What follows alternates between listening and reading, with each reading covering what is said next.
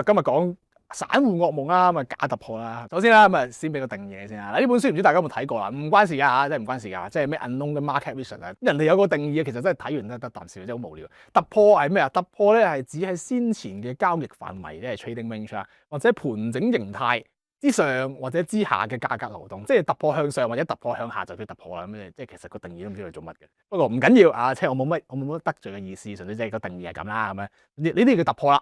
啊，即係大家會講啊，總之形象化啲啦，係咪？總言之就係佢講咩盤整形態或者 trading range 即係一嚿嘢啫嘛，即係頂頂底底嗰啲咁嘅東西啦，係嘛？即係唔理你咩型，總之你中間有嚿嘢咁樣。咁然之後佢覺得啊喺向上運動啊叫突破，向下運動又叫突破，咁佢冇錯㗎，因為你突破就係向上或者向下嘛，係咪？所以就係啦，咁樣講個定義嚇，你知道咩叫突破先？係啦，咁我哋就會講呢個問題啦。咁點解成日出假突破咧？因為呢個係一個成日都俾人談論嘅問題。你首先要先知突破今日嘅人係點諗嘢。佢哋成日都有個優勢啦，所謂嘅或者劣勢都會有啦。優勢係咩？效率高、速度快啦，係咪？一成功就奉唔上去啊嘛，有力量咁樣啦，係嘛？跟住直播率比較高啦，係咪？即係所謂直播率係個賠率係啦，即係佢用1蚊係換緊可能3-4蚊或以上咁樣。佢個 R&R、risk and reward ratio 會靚少少嘅，係好突破交易嘅特性嚟嘅。OK， 直觀啲啦，係咪？咩叫直觀啲啊？即係你唔會話你個突破同我個突破唔同，其實雖然都有嘅，即係其實就算佢係直觀啲都好咧，喺個市場入邊咧都會出現。你就話呢啲叫突破，我又話呢啲唔係叫突破。咁喺我系統入邊，我有好清晰嘅定義咩叫突破啊？你唔好有陣時即係個定義嚟，因為記住定義即係定義，定義唔係答案。定義係令到你可以有客觀嘅標準去審視一件事，唔代表佢係答案。交易市場係冇答案嘅，但係如果你個定義唔清晰咧，你係冇辦法可以持續地去用同一個標準去睇一件事嘅。所以我係會有突破，會有定義。但係佢唔係答案，你記得呢樣嘢 ，OK？ 咁啊，所以就比較直觀啦，自己睇啦咁樣。咁佢有咩劣勢啊？勝率低就係最常見俾人講嘅劣勢嚟嘅。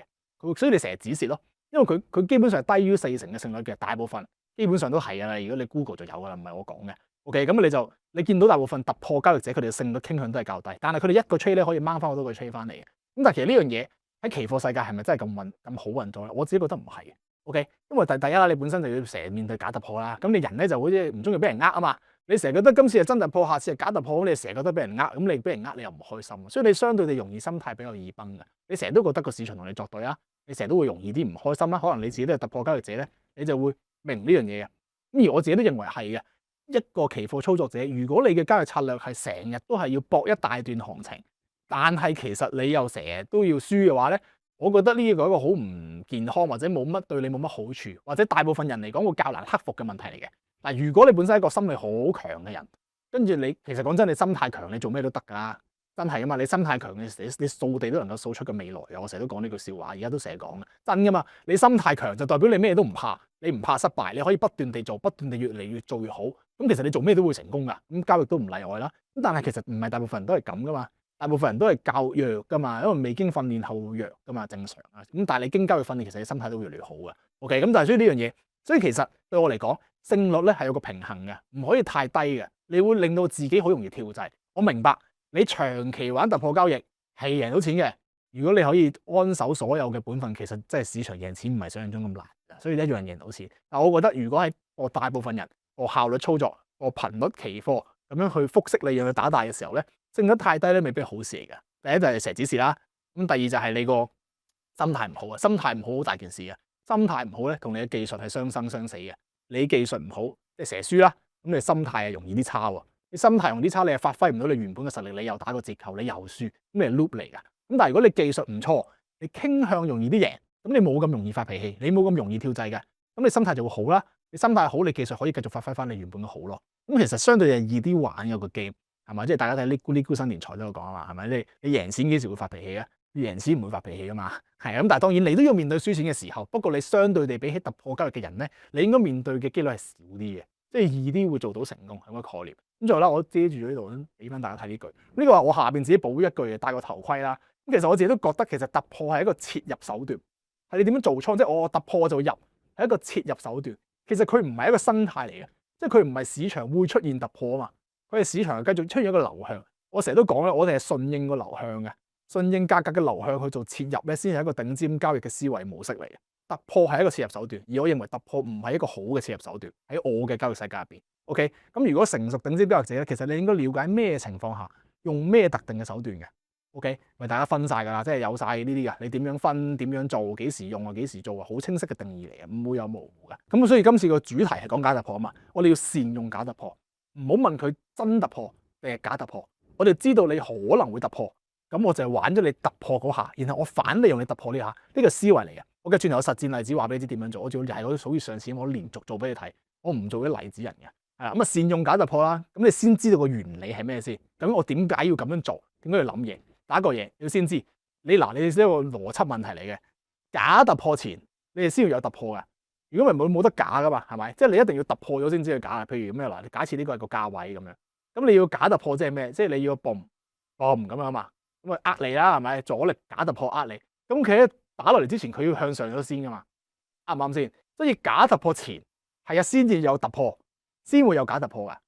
又或者係突破完，跟住佢企穩上到去，咁咪真突破咯，咁樣噶嘛。咁但係其實真又好，假又好，第一個 common 一樣嘅動作係咩啊？係突破啊嘛，係咪先？突破係點都會出現嘅，真就會真定假啫。咁但係突破係會有嘅，我哋先知呢一個原理先，即係呢個生態啊，呢個市場嘅生態，呢個唔係切入手段，呢個生態成日都發生。OK，咁所以我哋先知道假突破前係先需要有突破，先會有假突破嘅。所以其實你切入嘅操作思維咧，好多時你係可以預估個突破係會出現。但係你唔係諗佢會唔會延續，即係你唔係諗緊佢真定假，你純粹知佢會出現啫。OK，咁呢個係好緊要嘅思維嚟㗎，你可以思考下。係如果你特別你有經驗者，如果冇經驗你唔明，你放心，你遲啲都會明㗎。呢啲係好簡單嘅概念嚟嘅。你可能而家完全白紙，你唔知我講乜，冇所謂嘅。遲啲第一堂唔會講呢啲嘅，第一堂係慢慢打根基嘅，放心。OK，咁啊，然之後第二個點啦，既然我哋已知突破勝率較低，咁即係如果我操作突破失敗，我勝率係咪較高先？你一係失敗，一係成功嘅啫，你冇中間噶嘛。喺突破呢個定義上邊，啱唔啱先？已知突破成功嘅機率係較低，因為突破操作者嘅勝率係較低啊嘛。咁即係突破失敗嘅機率係咪較高啊？呢個咁嘅思維嚟嘅咋。所以我哋調翻轉，我係想操作你突破失敗，即係假突破。OK，咁第三個啦，咁你又講啲 terms 啦。假突破其實好多名嘅，假突破有啲人叫 trap 啦，係咪 bear trap、bull trap。陷阱咁樣，即係佢升上去咁樣牛的陷阱，啲人話向上突破牛啊，咁啊 bull market 咁樣向翻落咁啊牛的陷阱咯。咁 bear trap 咪調翻轉啦，向下插咁啊又掹翻上嚟咁啊，嗰啲買跌嘅人，咁啊就叫做陷阱咁樣。咁其實又可以有人叫洗倉嘅，係啦，即係叫做震倉啊、洗倉啊，即係簡單嚟講，揈你落車係咪？成日聽呢啲字眼係嘛？我嗰個位買咗嗰個係支持位嚟嘅，咁啲大戶啊揈你落車咁你先上去咁樣，咁佢先賺到錢啊嘛，係咪？所以有啲人叫洗倉啊。或者係我自己成日叫話統一叫二 B 啦咁樣，咁二 B 就係以前啲高手名人嘅 terms 嚟啦，其實都係冇乜特別嘅，其實都係假突破嚟嘅，你都知道呢樣嘢就得㗎啦。即係個招式名咧都係唔重要㗎，你要知道你點樣用就得㗎啦。所以我冇乜招名嘅，即係一橫一直咁樣嘛，功夫嘅嘢咁你企低咁企喺度咁咪贏咯，賺錢咪贏咯。咁啊，所以期貨市場係零和遊戲，你要知先係冇一齊贏嘅。你可以喺成班人都識玩嘅情況下一齊贏，但係如果以成個 market 去睇咧，你係唔會出現一齊贏噶，你係永遠都係贏嘅人係少數。呢個世界嘅定律就係最多嘅資源集中喺較少數人嘅身上，呢個係一個定律嚟，你破唔到呢個真理嘅，即係八二定理啦，大家都明白啦。OK，所以好多時候其實你做少數係有着數嘅。人人都話突破衝入去，其實你唔好做咧，通常你唔會太差嘅。咁第四個咧就係一個好強嘅思維嚟嘅。你可能如果你從來都冇咁樣諗過嘢，你就明點解我成日直播都講啊嘛。我炒嘢贏係因為我思維同我技術未必有直接關係，技術都用，但我點樣用係一個思維嘅問題。咁呢個亦都係好重要嘅。第四個 point，你睇下你自己有冇試過咁樣諗嘢。我哋都知道咧 ，trend is your friend 啊，係咪成日都講噶啦，係咪順勢啊、趨勢啊，你順勢而為啦，咁樣趨勢力量係最大㗎咁樣啊嘛。嗱，我哋已知方向嘅時候。假設我哋知道方向係跌有利嘅時候，我哋又知道突破成日都失敗，咁我應該操作咩？我應該操作向上突破嗰啲嘢咯，係咪先？已知方向係跌，即係咁樣。已知唔係一陣有概念圖，唔使畫啊。已知方向係跌，我最想見到係短期嘅阻力向上突破，跟住佢係 fake 噶嘛，因為成日都失敗啊嘛。咁所以反而人哋係會輸錢嗰個失敗機會就係我切入嘅機會，係調轉諗嘅。OK。你聽清楚啊！已知方向係跌，或者已知方向係升，然之後逢親反向嘅突破，我就當你會失敗先。跟住當然要配合第二啲條件啦。你唔係得一招，我又講過啦。呢一個假突破係一招，但係一個嘅交易決策係永遠唔會得一個理據嘅，一定係4至5個以上嘅，係咁多嘅，一定有。如果你嗰個交易決策 based on我呢個系統下，就算譬如同學仔而家聽緊都係啊，我都成日叫你數根據啊，要你讀出嚟，要你讀出聲，講個古仔俾我聽，佢發生咗咩事，你見到啲乜嘢 ？OK， 點解要咁做？因為你係要數啲根據出嚟嘅。我係因為見到呢樣好5個條件行得咁嘅概念嘅。OK， 所以唔會得一招嘅。但係假突破係其中一招，亦都好好用嘅一招嚟嘅。佢係好多元素嘅方式嚟，切入又得，睇方向又得咁，好多嘢都用到啊。OK， 所以就要知呢個玩法先。呢個係技術原理。OK， 每樣嘢第時學上堂都係咁樣噶。每次講呢樣嘢咧，一定會講咗俾你聽個技術原理先嘅，跟住咧就會操作俾你睇，俾個概念你，跟住操作俾你睇，跟住叫你翻嚟，你要練好啲招，你翻嚟點樣練啊？咁樣你要睇啲咩啊？咁樣就會咁樣。先講技術原理啦，你了解咗個背後嗰個原理係乜嘢啦，跟住睇圖啦，去 show 俾你睇啦，係啦，係直接喺實況 show 俾你睇啊，唔會喺度揾嗰啲2012年嗰個例子啦，跟住下一個例子已經係2016年嘅咁樣，咁把鬼咩？係咪？佢日日都發生㗎呢樣嘢，日日都發生先有用啊嘛，真理不證自明就係咁玩㗎嘛個 game。OK， 所以就我哋先知啦。OK， 咁啊 step 1 2 3啦，第一樣嘢你梗係要知個方向先啦，係咪？咁呢樣嘢如果你睇得多，我要炒期貨，其實你都明，唔係真係咁難嘅咋。即係你咪阻力，你咪諗買跌咯；支持你咪諗買升。咁支持阻力好難咩？唔使俾錢學㗎，我直播都成日拍俾你睇，你都知。咁當然上堂都有講啦，會清晰定義埋俾你聽，同埋睇啲咩條件嘅。我直播話俾你睇，你聰明嘅或者你自己中意研究，你可能都會有啲概念。但係其實喺我系統下，我有清晰嘅定義嘅。究竟點樣畫出嚟？係有得3款嘅啫，你冇第4款嘅，永遠只有3款。你一講第4款，我就問你嗰啲咩嚟㗎咁樣㗎。OK， 你要明呢樣嘢。OK， 第一步。橫行定趨勢 ，OK， 即係而家係橫行定趨勢咯，就係咁樣，係 trend 定係 range 啊咁樣，咁你自然就會有個方向啦。OK， 跟住第2步趨勢嘅，唔係趨勢嘅，你就傾向回調入市；橫行嘅就傾向就抵揸下頂沽啦，係咪好廢啊呢句説話？係你都先知道個位喺邊度啊，所以呢樣嘢好緊要。第3就係假突破嘅切入啦，我哋先定義個突破位，我哋要估佢失敗，然之後操作佢。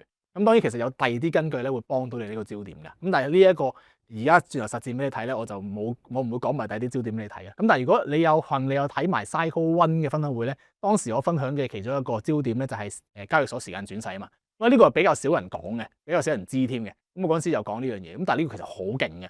第一，你知道個時間係幾時轉嘅時候，你第一你唔使睇咁耐先啊，你得係嗰啲位啫嘛，即係入市係嗰啲位啊，你唔會有第2啲位，嗰啲第2啲時間係 dead time 嚟，嗰啲係冇人玩嘅嗰啲時候，咁你得有效嘅時間你先玩咯，咁先至有效率噶嘛。所以係唔使24小時睇市啊，日日望住個市場咁樣冇晒個人生咁樣，即係嗰啲1分鐘圖撳足一日嗰啲黐線嘅，我唔會做嗰啲嘢嘅。OK， 所以呢個位咧你要知道嗰個玩法先 ，OK， 知道個玩法先 ，OK。咁然之後咧，咁所以第一個時間係上次講啦。咁但係另一個好處咧就係你會即係但係頭先佢係生活上嘅好處啦，你唔使成日睇盤啊嘛。第2個就係你知道佢會係一個根據咯，即係。突破失敗啊，轉角位啊，成日都係嗰啲位出現啊，咁係一個時間嘅捕捉嚟㗎嘛。當然課程都會講得更加完整啦，必然有啊。咁啊，所以今日就係講假突破。OK， 概念圖啊，譬如頂底行緊頂底嘅，喺個底度抽翻上嚟，咁啊突破失敗咯，係咪？即係假突破啊，或者叫2B 啊，咁啊叫 bear trap 啊，咁啊呢個咪 bull trap 咯，喺上邊 bull trap 咁樣。OK， 總言之出咗頂底，然後佢突破個頂或者突破個底，然之後佢落翻嚟，咁樣就係假突破啦。我哋要呢啲。OK， 第2個行緊 trend 都有嘅，行緊趨勢。行緊出去就係咩？如果我哋已知方向係升，嘅時候，咁即係所有向下突破都係假嘅。我要咁諗先 ，OK？ 咁如果佢已知方向係升，而家有個支持喺度，向下突破，我已經諗咗你係假噶啦。跟住佢一上嚟，我入買升，指示擺喺呢個位就得噶啦。OK， 轉頭你都會見到呢啲操作，日日都有嘅，日日都有，多到你嘔啊！跟住呢度又係啦，調翻轉向下買跌啦，即係向下係方向啦，向上吉，咁你就要諗向上係假嘅。跟住就向下啦 ，OK， 嗰個玩法係反向嚟諗 ，OK， 咁啊又係嗰個玩法嘅啫。我會直接地將上個禮拜連續做7日，同 Cycle One 一模一樣，因為我想話俾你知呢樣嘢日日都有，每日都有，係唔會冇嘅 ，OK。所以呢啲先係真嘅，呢啲係你只要你肯打開幅圖就會有。嗱呢個你而家就模擬上堂一次俾你試下，你可唔可以接受呢個玩法啦？第時都係咁噶，講完技術原理，講完點樣玩，我 show 啲例子俾你睇，嗰啲例子係日日成日都會發生嘅。然後你翻去做嘅功課啊，你翻去做嘅練習咧，就係你自己打開幅圖揾出嚟，做出嚟，唔使落錢嘅，嗰啲係練習，係睇，係感受佢，揾到佢，知道佢。OK， 你一日就係咁噶啦，係啦，你就日日對住佢，跟住睇下嗰啲係咪係咁出現。嗱，我話俾你知係咁出現嘅，因為真理就係咁噶啦，喺個市場你不斷地運轉嘅，你係唔需要話佢唔會有嘅，佢會不斷地有咯，真理不證自明就係咁解嘅，係啦。所以我只係俾個焦點你，話俾你知你可以咁諗嘢，可以咁操作，咁然之後你就得到一個好嘅結果。OK， 即係咁嘅概念，你要明白。OK， 咁首先嗱，呢個係3月31號啦，即係我俾5日啊嘛，1個禮拜啊嘛嘅交易日啊。咁你禮拜6日冇得炒噶嘛，咁啊所以3月31號係上個禮拜4嚟嘅，係啦。咁啊嗰陣時嗱，首先每次嗱第一部分係即市嚟嘅 ，OK， 咁啊恆指啦，大家最中意炒恆指啦，係咪？咁啊3月31號即市前分析，即係未開市，係啦，即係9點前，9點前你見到啲咩？就見到呢啲啦，4小時圖嚟嘅呢個。咁你見到啲咩啊？係咪？首先我直播都成日講啦，你可能都記得㗎。上邊27有個大位喎，純粹係之前個前底啦，咁又趴咗喺度啦。咁有個黃金比率嘅618喺度啦。咁但係我哋見到，呢度有個橫行嘅震盪喺度嘅，橫行震盪喺度係有機會係上行通道咧，或者係叫，但係對我嚟講，佢都係橫行嚟嘅。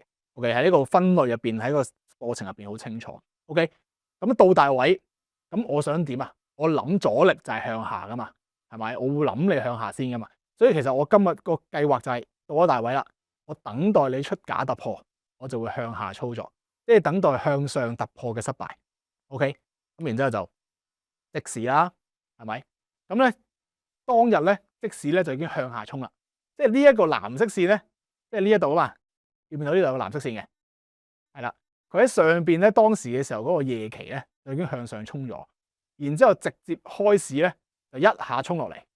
呢個係開市，虛線係開市，虛線係9點15分開市嘅時候，開市直接向下衝，咁即係話個價已經點啊？個價已經完成咗佢呢個藍線嘅假突破喺下邊。即係佢完成咗嗰個假突破啦，咁成個腦咩啊？成個腦都係諗向下操作，啱唔啱？頭先嘅理據個原理係咁噶嘛，所以我成日嘅計劃，如果淨係用假突破呢一招的話，我會點諗嘢？我會等你向上突破，然後我買跌。OK， 咁當日就出現咗呢個嘅，喺大概3點鐘嘅時候啦，2點9至3點呢個 range 啦，佢出現一個首先已知方向向下，係因為頭先嗰個分析話俾我哋知咁樣做，你咁樣諗嘢啊嘛。已知方向向下，向上突破皆失敗。呢一個位咁啱，因為第一 cycle one 有講啦，所以我都唔介意俾其中一個條件你咧，就係交易所時間。OK， 咁呢一個位置又撞埋個黃金比率啦，呢個都俾埋你啊，冇所謂，呢個好簡單啫嘛，係咪？所以呢個位置你擁有其中3個條件其實唔止嘅，但係擁有其中3個條件就係一個黃金比率啦，方向向下啦，向上突破皆失敗啦，同埋交易所時間行得擺止蝕計風險撳掣。就係咁簡單噶啦，你預咗係咩概念啊？買彩票嘅概念，呢一張彩票寫住啲乜嘢？寫住勝率75% 咁樣，根據係頭先講嗰啲，跟住你願意俾幾多錢買呢張彩券？呢個幾多錢嘅概念就係你倉位嘅2%，又或者係3%，你定啦。OK， 呢個係你一早就預咗俾落去嘅成本嚟嘅。OK， 輸咗就輸咗，係成本嚟嘅，冇話包贏嘅。但係呢個成本亦都有寫住1賠2.5。或更多，因為有推盤嘅概念嘅，有陣時會行多啲咧，你未必食晒嘅。OK， 所以佢張彩票你買嗰下，呢張飛仔就已經寫晒勝率係幾多，有咩根據，你要俾幾多錢買，你嘅賠率係幾多，清清楚楚寫晒出嚟嘅。所以你要知道你係會輸嘅，你要接納呢一樣嘢。咁你如果勝率係74%，即係你輸幾多？26%咯。OK， 就係咁啫嘛。OK， 咁啊撳掣咯，跟住啦，咪。第一日係嘛，例子人啊，梗係咁啦，所以我連續做俾你睇咧，就冇得話例子人噶啦。31號咁啊又係啦，咁啊到底啦，咁你就可以食半留半啊，食晒啊咁樣。31號嘅即市就係咁樣發生。下一日4月1號 ，OK， 即市前分析一樣啦，又係嗰個大位啦，又係618啦，即係同頭先呢一個開盤其實好近嘅。咁咪揸日啫嘛，咁你嘅4小時圖真係幾支巴啫嘛，唔好太大分別嘅。咁所以個局勢都係咁樣嘅，個盤都係咁樣嘅，成個佈局個 board 啊都係咁樣樣嘅。OK。咁然之後，即市前分析係點樣啊？留意到係橫行啦。咁我哋知道橫行，我哋就要留意頂底。咁我哋知道呢一度618頂住啦，上面有阻力啦。咁但係而家價格處於邊度啊？佢處於橫行區嘅中間，即係其實呢個位咧係冇乜太大嘅優勢，因為佢唔喺呢個橫行區嘅頂，又唔喺橫行區嘅底。頭先嗰個 case 係咩？頭先嗰個 case 喺橫行區個頂，OK， 相對頂啦。OK， 所以你會容易啲諗嘢嘅。咁有時喺中間嘅。咁喺中間就會點咧？呢個就到時課程都有講。有時喺中間你就要觀察即市嘅流向。其實你平時都要觀察即市嘅流向嘅，但係如果更加呢個情況下咧，你就唔好有太多嘅 bias，因為喺個橫行中間其實就係冇 bias，佢嘅方向就係冇方向。即係又係嗰句，我哋係好清晰嘅，我知道市場處於不清晰的狀態，我好清晰㗎，因為市場處於不清晰狀態，市場唔清晰都係一個狀態。但係有陣時係我好清晰地知道市場處於清晰的狀態，咁呢個係另一樣嘢。但係我永遠都係清晰㗎，市場係唔清晰或者清晰，但係交易者操作者永遠都係清晰嘅。OK， 所以呢個樣嘢你要知道啦。咁喺中間啊嘛，咁你咪等咯，咁唔緊要嘅，佢會開俾你睇嘅。咁開啲咩啊？首先開市向下。你先幻想一樣嘢，開市向下即係咩？即係呢一支巴向下啦，咁即係開市喺一個橫區嘅相對底啊。但係你唔可以貿貿然就話買升嘅，因為呢一個橫行區可以向下爆噶嘛，啱唔啱？所以你要等待即時嘅一啲嘅佈局嘅，一樣嘅啫，一樣嘅啫。大包細嘅概念大家可能明白㗎啦，技術條件原理全部一樣，通用於任何時間。係啊，即係你1分鐘又係咁睇，5分鐘又係咁睇，1小時就係咁睇，4小時就係咁睇，冇分別嘅。不過點解即使成日都要睇大格？因為大包細，即係你操作嘅時候係1分鐘、3分鐘、5分鐘，但係你一格嘅係15分鐘、30分鐘或者1小時、4小時，咁你可以用大啲嗰個阿媽咧去俾啲提示你嘅，係啊，所以呢個好大嘅優勢嚟嘅。但係技術上咧，每個 time frame 都係咁睇嘅，冇分別。OK， 所以你就見到啦，嗱，呢個講咗啲咩古仔啊？開市首先向下啦。OK， 咁啊原先計劃咧，你開市向下啊嘛。咁然之後，你亦都處於有機會向下突破噶嘛？如果佢向下突破，定義咗方向向下，而同一時間我本身就知道上面係一個相對頂嚟噶嘛，咁啊可能會出現向下噶嘛。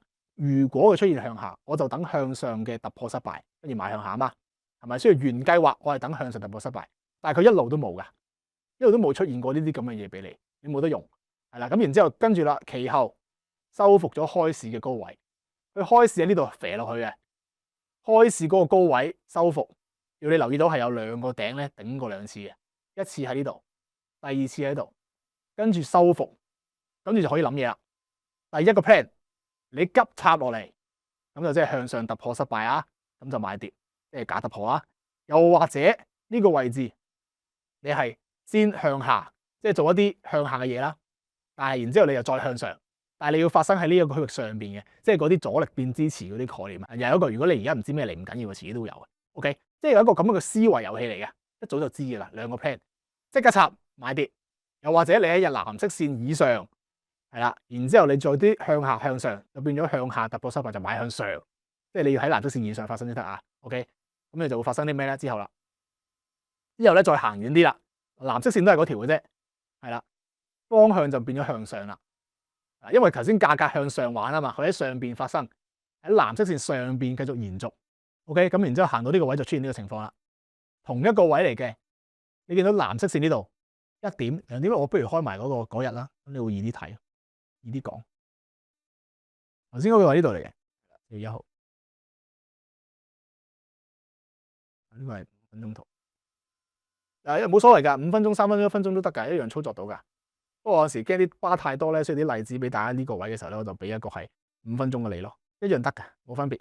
咁頭先講嘅係乜嘢？頭先講嘅呢度，嗱，呢一個係開市嗰個巴嚟嘅，呢度呢支我唔咁懟落去咁樣，咁然之後咧呢度你見到即係話1次2次啦。頭先講呢個一個頂2個頂，佢頂住咗。嗱，呢啲我哋係唔會買跌嘅，係唔會雙頂買跌咁樣，冇呢啲嘢嘅喎，係啦。咁然之後佢有2個位頂住咗嘛，咁你等佢發生故事啦。頭先講故事係咩啊？開市嘅高位佢頂住咗，咁我想見到嘅係佢開市高位入邊咧，一係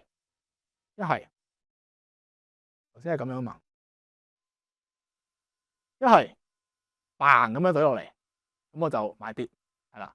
一係你喺上邊先玩啲嘢俾我，玩出一個白假支持，然後你懟落嚟，再抽翻上去，咁我就買升啦。因為你變咗係咩啊？你就調翻轉玩嘛，呢度就變咗向下的打破失敗嘛，係咪一個思維嚟嘅邏輯遊戲？呢度咁樣有個支持阻力咁樣啦，係咪？咁然之後向上突破，我想見到呢啲嘢假嘅，你俾個假嘅 fake 人嘅，跟住向下突破，然之後抽翻上嚟，係啦，咁我就會買升啦。向下突破失敗買升咁嘅概念，係啦，咁你就見到頭先呢個啦。頭先呢度嘛，已知方向向上啦，跟住又係嗰啲嘅啦。你用即係呢個用好容易明啊。咁用翻最近波段咁啊618咯，黃金比率618啦，又有頭先藍色線呢2個支持啊，假支持仔咁樣啦，跟住向下突破。再抽上嚟，係啦，成呢個會唔會唔清楚咧？不如喺度開啦，好唔好？一個、2個，咁樣啦。好開心啦！呢度一個、兩個啊，見唔見到啊？呢個係所有人都睇得明嘅，一個、兩個向下假嘅向上買，咁止蝕就擺邊度？止蝕擺翻喺頭先假嗰個底嗰度，咁樣係啦，咁就向上睇，係咁嘅啫。即係呢個支就入咗噶啦，呢支入嘅係啦，頭先嗰個古仔啫嘛，係咪喺上面嘅延續啦？一個底啦，兩個底啦，向下啦，偷上啦，係咁嘅啫，幾部曲好簡單嘅啫，咁向上噶啦。咁紫色線係咩咧？就前頂咁嘅啫，攞個最簡單先。即係我哋而家今次當然啦，有第二啲方法咧，去令到你更加精準啦，或者可以有更加多嘅目標去俾你做操作。咁但係呢一個故事係咪最簡單啊嘛？前頂咁嘛，好嘛？簡單啲噶嘛，前頂都賺錢啊，冇所謂嘅。咁啊前頂咯，咁啊好啦，食糊啦咁樣咯。咁啊最後係行高啲嘅嘅淨啊，即係如果你最後你玩埋落去，咁其實佢係再高啲嘅，佢唔止嘅，再飛高啲咁樣嘅，佢唔止前頂嘅。頭先前頂就好老土咁啊，呢度啫嘛，咁前頂咁樣咯。咁其實仲多啲嘅，如果你放盤咧，你後尾會多啲嘅技術啦，你有認知，你會再多300點咁樣嘅，係啦。咁你係會慢慢放上去，因為你講真呢度你買唔到噶嘛，你可以做啲咩啫？你冇嘢可以做噶嘛，你只可以擺佢繼續升咯。係啦，咁我頭先技術示範咁咯，我就揾個前頂俾你做咁啊，最簡單，大家都睇到前頂前底咁樣去做咯，係嘛？咁啊1號就咁就玩到噶啦，係咪？咁啊呢個係4號啦，因為過咗個禮拜，係啦，4號禮拜一係啦，禮拜一咁啊過咗個禮拜啦，咁係啦，即市前分析啦。嗱呢個咧就多少少啦，你留意到嘅橫行，佢都係橫行，頭先嗰個格局嚟嘅啫，冇分別。咁頭先偉拉618啊，咁日線圖嗰個前底啊，咁都係嗰啲嚟嘅啫。因為嗰個4小時圖個格局都係咁嘅啫，冇分別嘅。咁但係啲細節嘅啦嘛，例如我見到咩？呢一個橫行出現咗又 high low，OK， 阻力一樣係紅色線上邊嘅，所以成個分析個方向上嗰個判斷係咩？佢係橫行啦，短期出現 high low 啦，我要留意佢會先向上突破紅色線嗰個位，佢會突破。我唔知真定假，咁又係嗰句啫嘛。如果佢向上突破，佢係假嘅落翻嚟，我咪買跌咯。佢向上突破，向上做延續嘅，我咪等向下突破失敗，跟住向上咯。啱嘛？同頭先嗰個 case 一樣嘅啫。紅色線樓上就等向下突破失敗向上，紅色線向上即刻抽落嚟，我即刻買跌。然之後所有發生向上突破都係向上突破失敗，跟住向下，係咁嘅啫。好易玩嘅成個遊戲。所以你就知道向下就變假突破，操作就要買跌啦；向上再延續，你就要操作買升啦。咁嘅概念咯。OK， 咁即時又點樣啊？boom咁樣，即時咧係向上。OK， 咁而家喺中間位度，佢未到紅色線上面嗰個重要位嘅。咁所以呢度啊，等待向下突破失敗，你要買升。又或者佢唔做呢個向下突破失敗買升，佢直接衝上紅色線。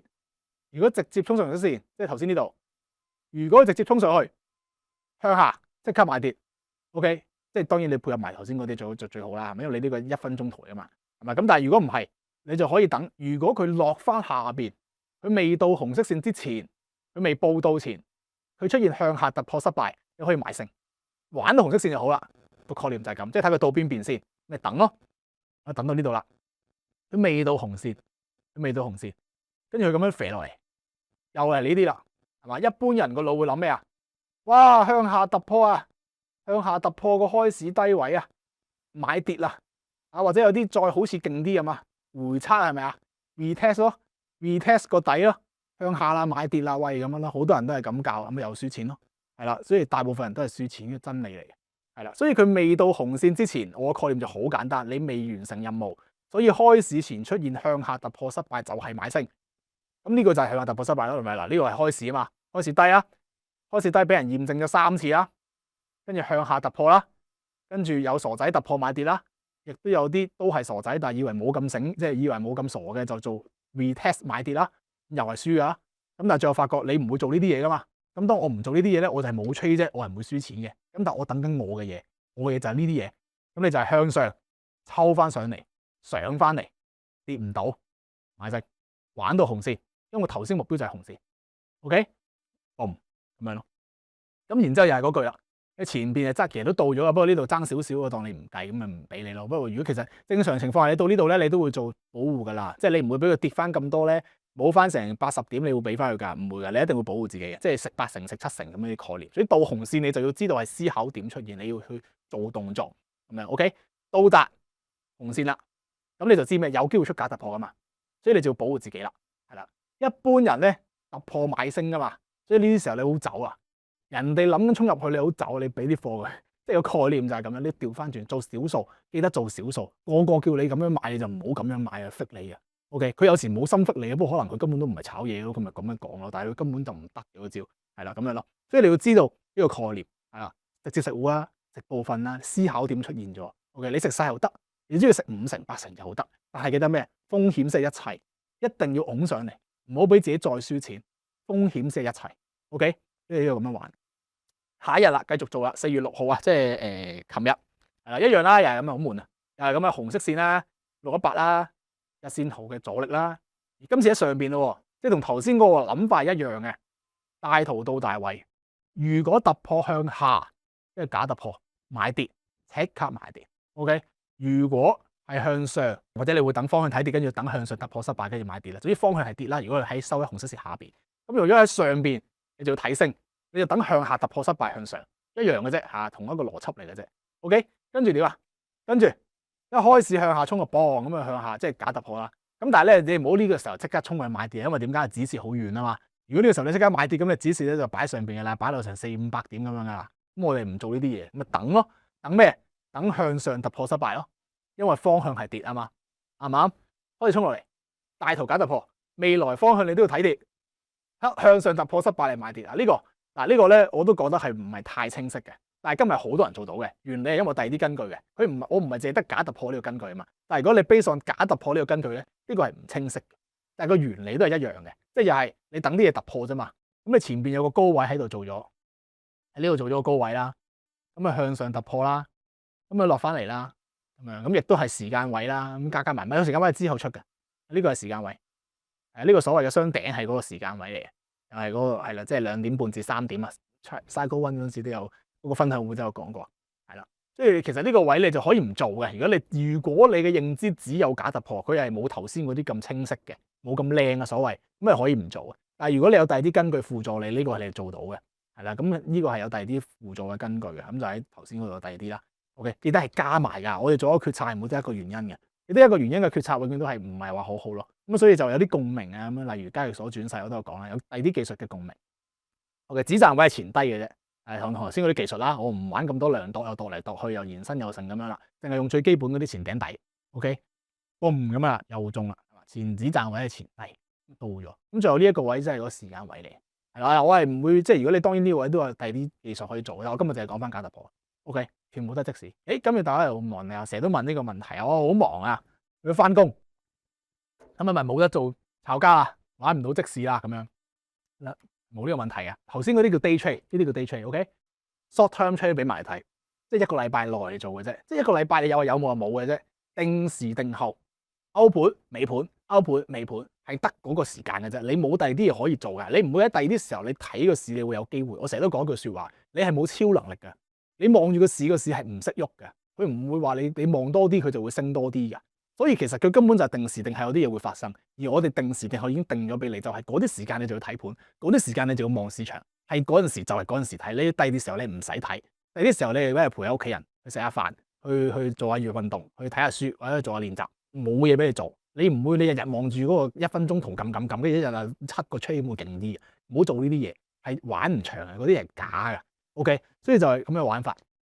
咁呢個就係一樣啦，上個禮拜一樣咁做翻，連續1個禮拜你睇睇，如果做短線 trade 咁啊，梗係少啲噶啦。你 day trade 頭先我就一個咁都一個啦，係咪？咁但係如果你係短線 trade 有時係冇噶，你要接受呢樣嘢，冇咪冇咯，冇事噶嘛，係咪？咁啊，大約一樣啦。3月28號歐盤前分析，咁我都提埋你啦。其中一個時間就係歐盤啫，即係2點半至3點又係嗰個位嘅啫，你要留意嗰陣時開始。咁啊，嗰陣時分析係咩？你見到第一黑色線呢個係歐羅啦，你自己打幅圖一樣嘅一幅圖。咁啊，然之後呢個黑色位係日線圖嗰個前底嚟嘅啫，咁啊前底變前頂咯，支持變阻力咁嘅概念，好簡單。然之後整體呢個位去判斷橫行，但係谷上，橫行谷上2個平頂啦，上邊 high low high low 呢度 high low， 所以方向直至到佢到達黑色線，又或者向下好明顯突破前，佢都係向上。咁如果你有第二啲嘅技術認知，譬如係動能嘅判斷的話咧，呢個位咧係判斷唔到向下邊嘅 bias 係向上。即係方向仲係睇緊上，呢個我冇辦法講俾你聽啦。咁但係有嘅，即係佢會話俾你知點解呢個方向仲係睇緊上咁嘅諗法。咁又係啦，成個藍色線都擺咗喺度啦。咁你要諗啲咩啊？向下突破失敗買升，係啦，就係咁啦。咁然之後你就會15分鐘圖又得，5分鐘圖又得，總之你開細少少啦。喺嗰啲位嘅你見到又係2點幾啊，永遠都係2點幾啊。OK， 真上嚟啊。跟住然之後呢度向下收下邊，唔好做嗰啲向下突破衝落去買跌，亦都唔好做呢啲咩 retest 向下。呢啲人啊，見到有啲針啊，向下有啲針喺呢度 retest 啊，你又輸啊。OK， 咁當然其實 retest 又唔係錯嘅。我成日話，如果你嘅 retest 係有根據、有條件嘅 retest， 你個 retest 都可以好高質素嘅，係有根據嘅，可以判斷嘅。你唔係咩都 retest 嘅，但係好多人就係咩都 retest 咯，咁佢咪輸錢咯。OK， 你要明呢樣嘢。咁最後就假突破咯，即刻買升，止蝕擺邊度？擺上嚟嗰個低度。OK， 咁最後就好蠱惑啦嚇多你一次啊！咁啊冇話嚇唔嚇㗎，你擺咗度咧就得㗎啦。呢度冇乜特別，即係唔係你話上咗嚟我推保本咁都冇所謂，咁咪當冇玩過咯，等下個就得嘅。記住唔好唔輸錢都唔開心啊！呢啲係同而家現役嗰啲人都咁樣講㗎啦。你如果唔輸錢都唔開心，你好變態啊！又或者你贏得少你都唔開心啊！而家黐線嘅，有個人贏30%同我講對唔住嘅，邊有咁樣嘅啫？即係你一個月贏30%，我覺得自己做得好差咁，跟住咁都唔開心。呢個係知唔知足嘅問題。你有上進嘅心係好，但係又唔好逼得自己太緊，即係呢個平衡嚟嘅。你太 hea 你就要努力啲咯。咁如果你太過嚴苛對待自己咧，咁你又係唔愛錫自己嘅咋，咁又係唔好嘅。咁你個平衡，咁你就要好客觀中性望下自己究竟你夠唔夠勤力，或者你夠唔夠 chill，係咪？你太勤力其實就係壓力大啫嘛，咁你都係做得唔好嘅。咁你咪學識放鬆咯。你太過放鬆啦，咁你咪即係太 hea 咯。咁你咪要認真啲咯。其實係咁啫嘛。OK，咁記得呢樣嘢啊。咁啊，最後啦一樣啦，假突破操作喺邊啊？擺前頂嘛。其實有好多位可以擺嘅，即係會多啲技巧令到你判斷嘅。咁但係如果我唔用腦咁咪擺前頂一樣嘢啊，係一樣嘢。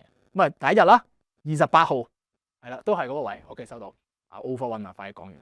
跟住30號係啦，因為29號點解冇？因為頭先嗰個出係29號先完嘅，即係你28號做完咧，你擺晒啲盤咧，佢29號先結清啊。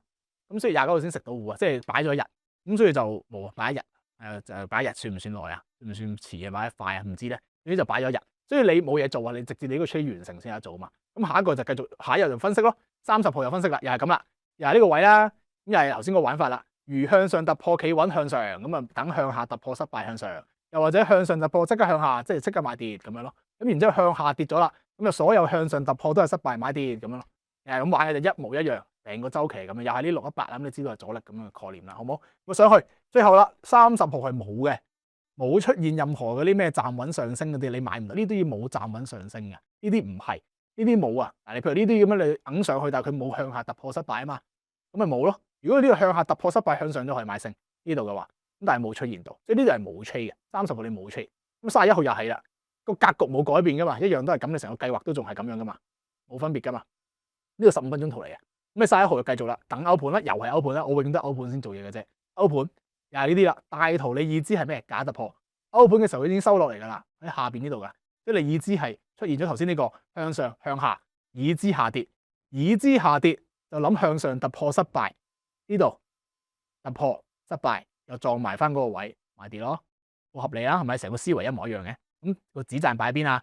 全部前底都可以睇，紫色線啦，紫色線啦，或者紅色線係遠啲嗰個嚟嘅，所以就3個目標俾你慢慢對嘅。咁同一個 trade 咧。4月5號咧，即係前日咧，係咪前日4月5號？係啦，星期二咧都係出現翻同一個動作嘅啫，又係啦，個目標未完成，亦都冇任何逆轉嘅信號，即係繼續方向睇跌，方向睇跌就等待向上突破失敗，呢度又有啦，向上突破失敗又係歐盤，又係嗰個時間嘅2點幾，永遠都係嗰度噶，好得閒噶，所以其實做 trader 好無聊噶，即係講你成熟期後就好多時間，成熟期前你練到你趴喺度 ，OK， 咁又係咁咯。歐盤部署加住向上突破失敗，向下又係嗰個位，嘣嘣兩注食完搞掂，命中率係好高嘅呢個玩法。OK， 又係嗰句啦，市場具重複嘅規律，每日都係，日日都係咁，我要講到我睇到悶嘅會。OK， 所以真理係唔需要過分解釋咯，佢不證自明。我俾咗焦點你自己去睇，你而家都可以自己去睇，你就會睇到相同嘅節奏不斷地出現。咁你有啲好嘅焦點啦，系統嘅焦點，你咪越嚟越成熟咯，你嘅分析咪越嚟越高咯，係咁啫嘛。OK。